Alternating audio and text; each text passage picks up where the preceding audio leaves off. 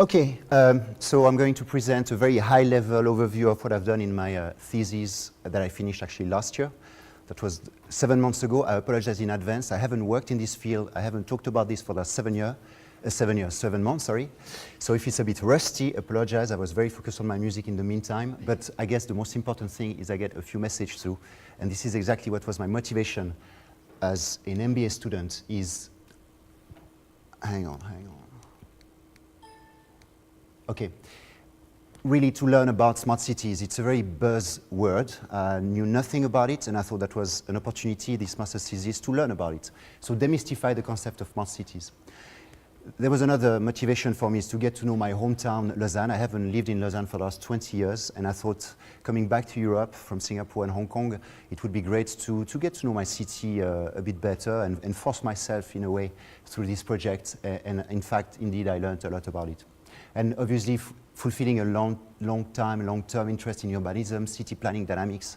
I used to live in Hong Kong, in Tokyo, London, those big cities with millions of people, lots going on, and I was kind of fascinated by how those cities could actually function on a day-to-day basis. I want to come back to this forward, which I think tells a lot. 19th century was the century of empires.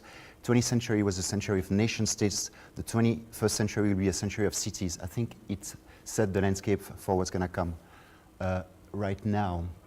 In terms of research question, I was really curious about knowing what was smart about Lausanne. Is Lausanne a smart city? What is smart about Lausanne? But as a physicist, I like definitions. I like to be able to quantify what I'm talking about. So it was very important to get those definitions and those concepts right. So what's the methodology for that? When you know nothing about a topic and you dive into it and you have 5 months ahead of you, you go and you start with somebody who has done a bit of work before. And that was my starting point. A gentleman called Antopoulos, an article from 2015, compared smart cities with different modeling approaches. And that was my starting point. And he came up with 16 articles and 8 about smart cities and 8 about the benchmarking frameworks which are able to compare smart cities between them. Motivation for smart cities, I think it's important to understand it's a cause and effect thing, right? So it's a 20 years old concept. The first time we heard about smart cities was in 1997, and it was the year of the Kyoto Protocol. There was people starting to really wondering what was going on with the planet in 1992. Remember in Rio, the Earth Summit, and really understanding there was something going on with cities, with the fact that the world was developing fast. Just to give you a milestone, in 1950 you had 2 megacities in the world, Tokyo and New York. In 2015 you have 23. So in Africa, South America, Asia, and all those countries have now megacities, which are defined as cities with more than 10 million people. So in terms of causes, obviously, world population growth, less than 1 billion in 1800. We expect 10 times more people in 2030, so clearly there's a lot more people on the planet in the last 200 plus years. Urbanization as well is a phenomenon. Only 3% of the people used to live in cities in 1800. By 2050, we expect 3/4 of the world to live in cities. So clearly this has effects like green gas emissions. How do you manage power and how do you power a city? Mobility, obviously, water, waste management, all those effects and things need to be well taken care of, as you can imagine. We like definitions. What is a city? Good question, right? So you do some research and you find out actually the European Commission, OECD came up with a very scientific approach. All cities are clusters of people, but not all clusters of people are cities. So how do you actually define this? I'm not going to go through all of this. This is in the booklet. I want it to be complete, so I gave those definitions in my slides. You feel free to go on the Moodle to pick it up. Then you come to the definition of smart cities. There's not one, but many definitions. So again, a summary of those definitions. And I try to, so I like this one from the European Commission. Sorry for the American and Asian people, African, but I think Europe has done a pretty good job at defining cities and smart cities. The keywords I think is here: information and communication technology, social and economic needs, sustainable development, quality of life and resilience, and flows of energy, flows of goods and services, money. Everything is multiplied when you densify, you put people together in cities. And if we, from a high-level point of view, there's two really aspects regarding smart cities. The first one is technical progress impact, not only cities, obviously, but the impact cities in a way that energy efficiency is improved. There's more and more carbon emission, and people looking at minimizing the carbon emission from cities, building being one of the big topics in cities, water distribution, optimization, and so on. Second aspect is very much looking at cities as systems of systems, which is a concept from IBM, assemblage of technology in the field of ICT, so smart mobility, smart building, smart, you name it. And obviously e-governance in order to increase competitiveness. Is the government actually, has the government caught the train of being involved as well? And this is one of the conclusions of the smart city models. There's 8 smart city models identified by Antopoulos and 8 benchmarking models as well. So I think of your remarks, over a 19 years period, you only have 8 smart cities model. I was surprised, I thought there would be a myriad of more. Only 8 benchmarking models. What's interesting is the smart city models have all share the same pillars, and we'll come back to that in a second.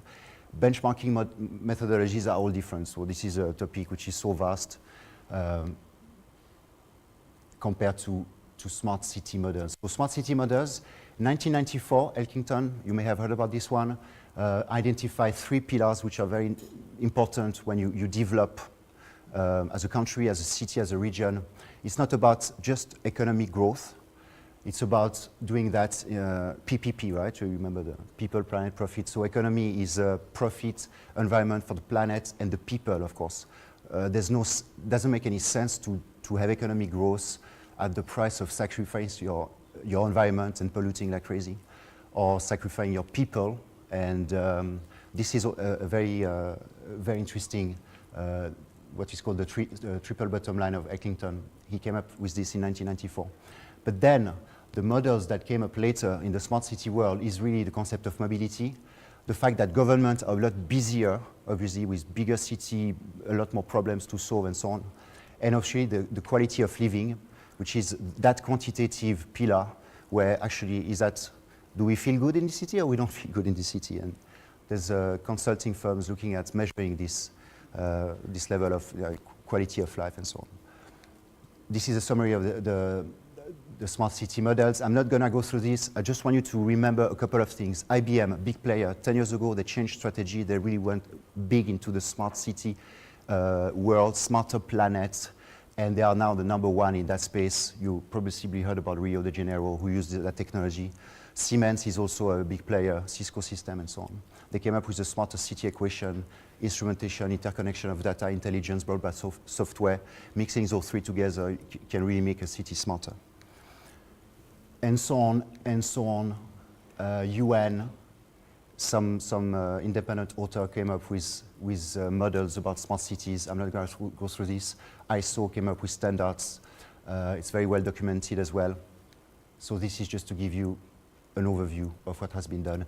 Interesting enough, Neroti came up and understood that buildings are a key pillar as well in developing smart cities. Korean person also in Seoul coming up with a model on smart cities. Now, 8 smart cities benchmarking model. The idea is for cities is also to understand what is doing well in other cities and being able to benchmark. And this is a universe of articles.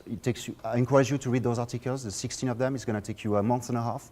So that was the first part of my thesis, and to understand them, summarize them, which is done in the thesis.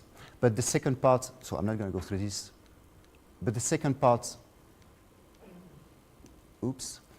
of my thesis was to understand Lausanne and map those models to my city. And that was a great example, great exercise of using case studies and understanding how the city, for example, is managing its CO2 emission. How is the city tackling mobility with the metro trams? And it's the steepest city in London, by the way, so it's not always easy to have bikes going from, altitude 300 to 700. So trams are very important, buses and so on. The green area of Lausanne, for example, energy demand, management, supply, European Energy Award, which is an award that Europe put together to motivate cities to do well with their development with regards to energy management. And Hydropower in Switzerland, 60% of electricity comes from hydro in Switzerland, also something Lausanne benefits from, and that's been one of my topics. Tridel, this is one of my favorites, to energy, waste to electricity and heat, very cool. And I think Switzerland is really on top of the curve as far as waste management to energy is concerned. 55% efficiency is fantastic. And also densification, this is another big topic in cities. Cities densify, how do you, I give you an example in Berlin. I came here, looked at Altbau, Neubau. Altbau have 5 floors, the Neubau have 6 floors. Cities densify, we densify the buildings, we densify the areas. How do cities cope with these issues of densifying and managing the flows related to that? Local governance, crescendo toward the Green Party. I had the chance to have the mayor of Lausanne as my physics teacher when I was 14. What a coincidence.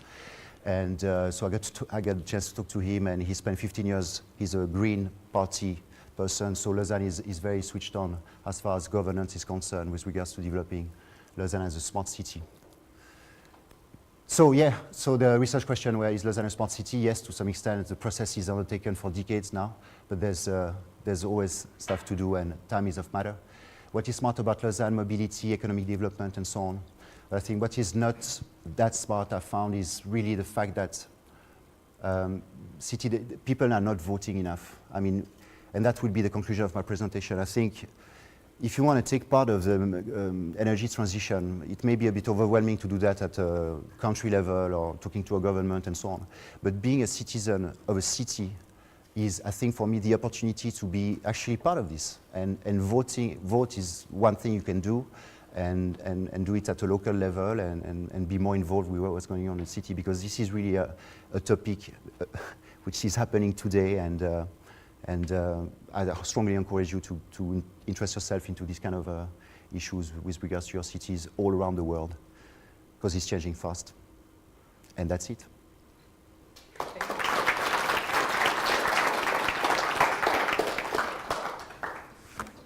Thanks, David. Any questions? So when you started to talk about smart city, I was at the beginning already starting to think about where I live and why I do appreciate Berlin, or why I see Berlin as a smart city. So just one question: you have shown this kind of 6-pillar thing. So where would you allocate, for example, cultural offer or entertainment in those kind of, or don't you think this is also part of a smart city? I guess it's not just one of the pillars. I think culture should be seen, well, that's my opinion. Culture should be seen as an economic development. I mean, people are coming to Berlin to go to the Philharmonie, to do lots of cultural things. So I think it should be part of the economic pillar. That's one thing. I think quality of life. I mean, being in Berlin, I think people are pretty happy. I mean, that also goes into that pillar. Yeah, that would be my answer.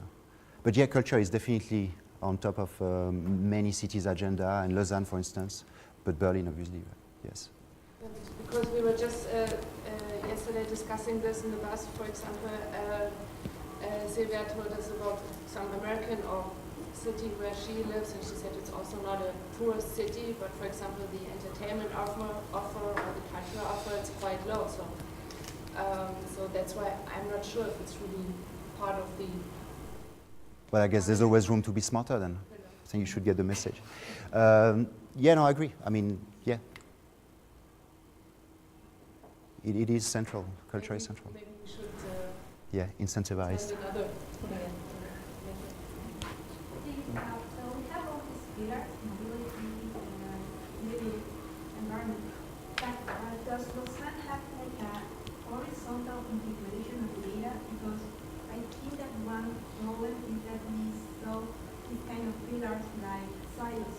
So they have, the benefits are only measured for each one. While, for example, mobility, the CO2 emissions affects the environment and public health. And the benefits of reducing CO2 maybe are only accountable for one segment.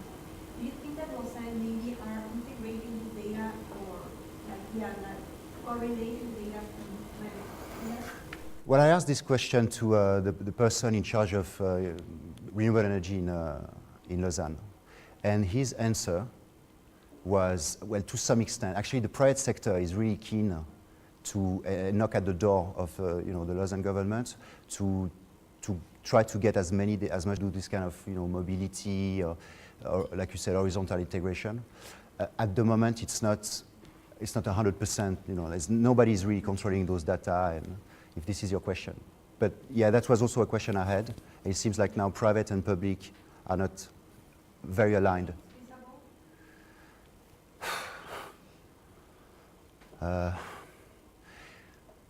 Good question. I mean, all this privacy thing. There's two risks with technology. One is privacy of data, and the other is, I think, hacking, right? So having too much data and too much technology really poses those two major risks, right? So hackers hacking a city, like we saw that with Bruce Willis, right? I think in Die Hard 3 or 4. So, and I think governments are kind of, hang on, let's go easy on that. And second one is, yeah, privacy, right? Obviously the people are like, what are you doing with my data and so on, right? So, yeah. Any other questions? Thanks, Derek. Sure.